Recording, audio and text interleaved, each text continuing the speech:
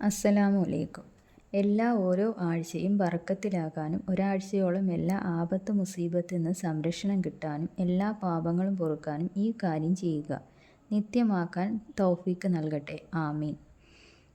ആഴ്ചയിൽ വെള്ളിയാഴ്ച മാത്രമാണ് ഇത് ചെയ്യേണ്ടത്. വെള്ളിയാഴ്ച ജുമാ നിസ്കാര ശേഷം അതേ ഇരിപ്പിലിരുന്നു കൊണ്ട് ആണുങ്ങൾ ചെയ്യുക. സ്ത്രീകൾ വീട്ടിലിരുന്ന് വെള്ളിയാഴ്ച ളുഹർ നിസ്കാര ശേഷം ചെയ്യുക. ജീവിതത്തിൽ ഐശ്വര്യമുണ്ടാവാൻ, സന്തോഷമുണ്ടാവാൻ ജുമാ നിസ്കാര ശേഷം അതേ ഇരുത്തത്തിലിരുന്നു തന്നെ സൂറത്തുൽ ഫാത്തിഹ 7 തവണ ഓതുക. അതിനുശേഷം സൂറത്ത് ഇഖ്ലാസ് 7 തവണ ഓതുക. ശേഷം സൂറത്ത് ഫലക്ക് 7 തവണ ഓതുക. ശേഷം സൂറത്ത് നാസ് 7 തവണ ഓതുക. ഇങ്ങനെ ആരെങ്കിലും ഓതിയാൽ ഒരാഴ്ച അവന് സന്തോഷവും ഐശ്വര്യവും ബറക്കത്തും അവൻ്റെ ജീവിതത്തിൽ കളിയാടും. മറ്റൊരു ഹദീസിൽ കാണാം, മേൽപ്പറഞ്ഞ രൂപത്തിൽ വെള്ളിയാഴ്ച ജുമാക്ക് ശേഷം ചൊല്ലിയാൽ അവൻ്റെ എല്ലാ പാപങ്ങളും അള്ളാഹു പുറത്തു തരും.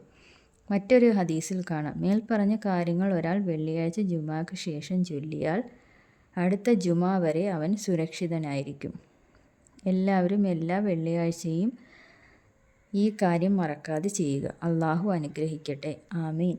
അസ്സലാമു അലൈക്കും.